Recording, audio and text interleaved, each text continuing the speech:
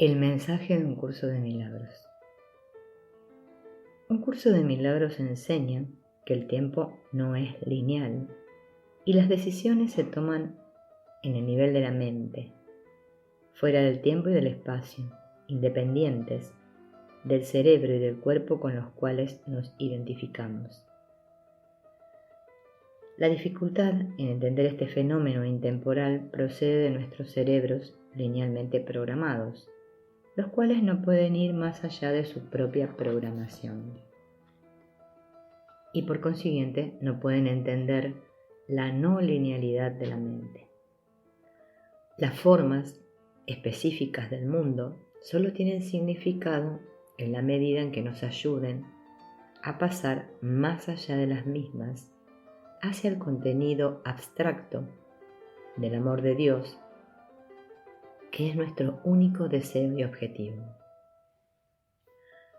El mirar con Jesús la especificidad de las ilusiones. Cuando se sientan tentados a creer en lo acertadas y útiles que pueden ser sus experiencias internas y a menudo específicas, los estudiantes de un curso de milagros deben recordarse a sí mismos estas palabras familiares y de advertencia del texto. No confíes en tus buenas intenciones, pues tener buenas intenciones no es suficiente, pero confía implícitamente en tu buena voluntad, independientemente de lo que pueda presentarse. Esta última oración, por supuesto, es una referencia a la pequeña dosis de buena voluntad que se nos pide que le demos al Espíritu Santo para abandonar nuestra creencia de que tenemos razón en nuestras percepciones y valores. Tan a menudo, cuando las personas piden respuestas específicas a sus preguntas específicas, lo que le están pidiendo al Espíritu Santo es que les provea las respuestas que inconscientemente ya han deseado. Es la tercera regla para tomar decisiones, al comienzo del capítulo 30, donde Jesús plantea el mismo punto y les pide a los estudiantes que entiendan por qué no tienen la clase de día que en verdad quieren. Date cuenta de que has hecho una pregunta por tu cuenta y de que debes haberla contestado de acuerdo con las condiciones que tú mismo has establecido. Di entonces: no tengo ninguna pregunta, me olvidé de lo que tenía que decidir.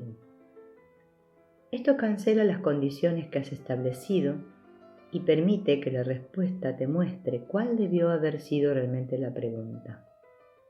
Trata de observar esta regla sin demora, a pesar de tu resistencia, pues ya estás enfadado y tu temor de que se te vaya a dar una respuesta que no coincida con tu pregunta tal como la planteaste, cobrará ímpetu y acabarás creyendo que el día que deseas es uno en el que a tus preguntas se le da tus respuestas.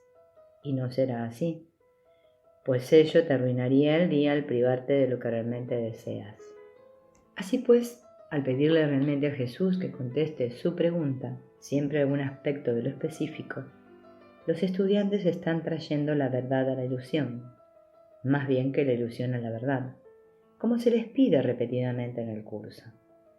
Puesto que la filiación fabricó el mundo, la ilusión, específicamente, para excluir el amor de Dios, la verdad, es el colmo de la arrogancia del ego pedirle a Dios o a sus manifestaciones simbólicas que penetre el sueño ilusorio para ayudar a resolver un problema fabricado especialmente para mantenerlo apartado y además del cual él no sabe nada. Esa es la razón, repito, por la cual en un curso de milagros Jesús nos pide que traigamos nuestras creencias y percepciones erróneas a la verdad que radica dentro de nuestras mentes, donde, en presencia de su luz, la oscuridad de nuestros miedos y de nuestras preocupaciones simplemente desaparece. Puesto que el sistema de pensamiento del ego es casi totalmente inconsciente para nosotros, no tenemos conciencia, por lo general, de los callados apegos que tenemos en el resultado de los acontecimientos.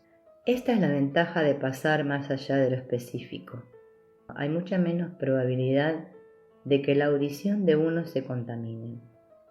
En la sección sobre los mensajes especiales de Helen en ausencia de la felicidad, discutí que aún la misma Helen, cuya audición era tan pura y libre del ego, cuando se trataba de tomar el dictado de un curso de milagros, podía ser muy poco confiable cuando se trataba de preocupaciones personales propias o de otros. Para replantear lo que ya hemos discutido, los conflictos y exigencias inconscientes del ego afloran más fácilmente cuando la atención de uno se fija en preguntas, necesidades o desenlaces específicos. Cuando uno descansa en la paz de Dios, sin embargo, no hay ninguna preocupación seria por los desenlaces, y la respuesta siempre se conoce y se entiende. Esto no significa, ciertamente, que las decisiones específicas no sean necesarias. No es que los estudiantes de un curso de milagros no deban comprometerse con las cosas específicas del mundo. Eso no sería muy práctico, y ni siquiera posible, sino más bien que el problema radica en poner un énfasis indebido en oír al Espíritu Santo, darles la respuesta específica para una pregunta o necesidad específica, una continua preocupación y centro de interés de esa naturaleza en última instancia los alejará de la verdadera respuesta. Y en verdad los estudiantes no pueden entender algunos pasajes del curso a menos que entiendan primero la total irrealidad de todo lo que perciben y experimentan. Y debido a que la percepción es irreal y refleja las intenciones del ego de fabricar falsos problemas para distraernos de la verdad, ¿cómo es posible que Jesús esté directamente comprometido con ellos? Él sí está comprometido con nosotros, pero únicamente en la medida en que su presencia en nuestras mentes le recuerda al tomador de decisiones en nuestras mentes que nuestros problemas son en efecto fabricados. Por lo tanto, podemos elegir mirarlos como las ilusiones que son verdaderamente.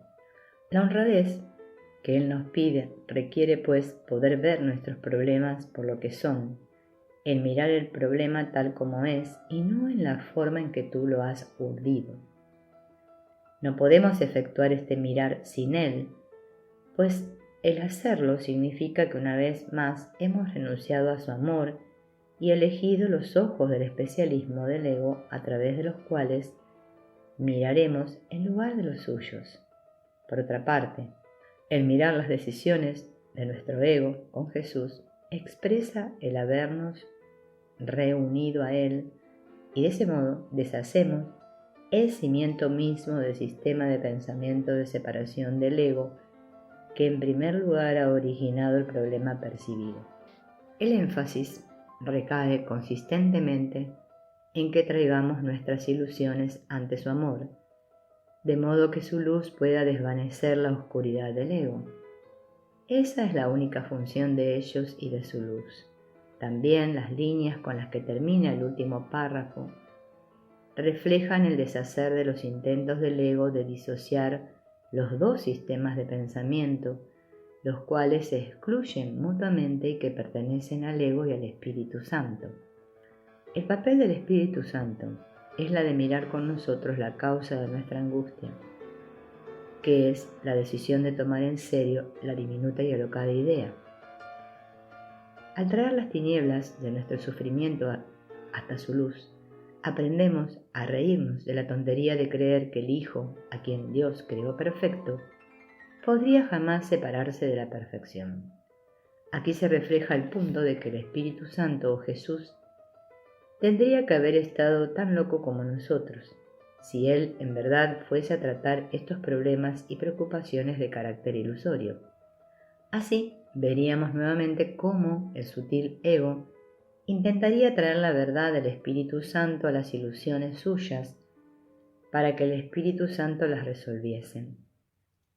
Es como intentar corregir la imagen imperfecta en una pantalla de cine yendo a la pantalla, en lugar de ir a la fuente del problema en la cabina de proyección. Por eso Jesús les está recordando una vez más a sus estudiantes que no se centren en el problema percibido, sino más bien en mirar lo que nosotros consideramos que es nuestro problema con su amor o el amor del Espíritu Santo como fuente de nuestra visión. Sin embargo, el ego está empeñado, literalmente, en mantener apartada de sí mismo la memoria del cielo que tiene el Espíritu Santo. El término psicológico que se le aplica a esta forma particular de su estrategia es disociación. ¿Cómo deshacer la disociación? Con frecuencia, en el curso Jesús discute las defensas psicológicas con las cuales Helen y Bill estaban tan familiarizados para clarificar o ampliar su enseñanza. Disociación es uno de estos términos y es extremadamente importante que se entienda su significado para apreciar la dinámica de la estrategia del ego de excluir a Jesús o al Espíritu Santo de nuestras mentes.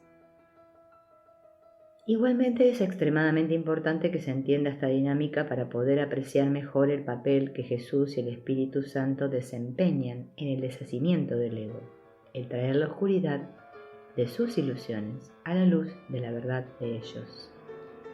Comenzamos con una definición. La disociación es el intento del ego de separar dos sistemas de pensamientos que están en conflicto, el suyo propio y del Espíritu Santo, los cuales, sin embargo, mantienen nuestras mentes de tal manera que su tenebroso sistema de pensamiento ilusorio se mantiene a salvo de ser deshecho por la luz de la verdad que Jesús representa para nosotros.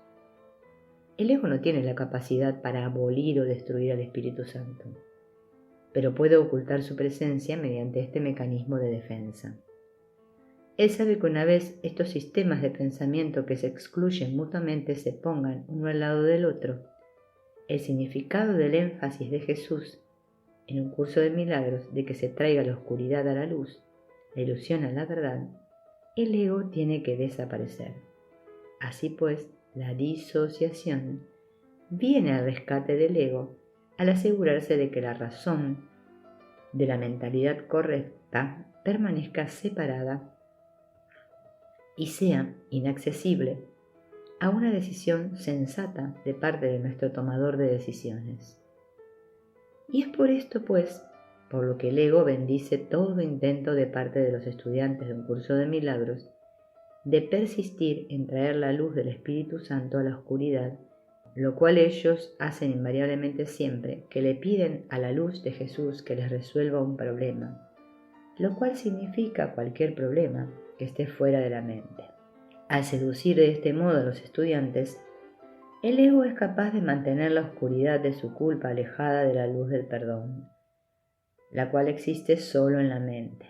El arrastrar a Jesús hasta el sueño que es el mundo, convirtiéndolo en el gran solucionador del problema de todo lo que nos preocupa, simplemente nos mantiene fuera de nuestras mentes, literalmente y en sentido figurado, que es donde Él verdaderamente se encuentra y el cual es el único lugar donde Él puede encontrarse. Sin embargo, al invocar la ayuda de Jesús para mirar la decisión de nuestra mente de separarse de Él y por consiguiente de Dios, es la manera, ciertamente la única manera en que Él puede ayudarnos. Solamente retornando nuestra atención a nuestras mentes, el verdadero significado y propósito del milagro puede anularse y cancelarse la disociación del ego.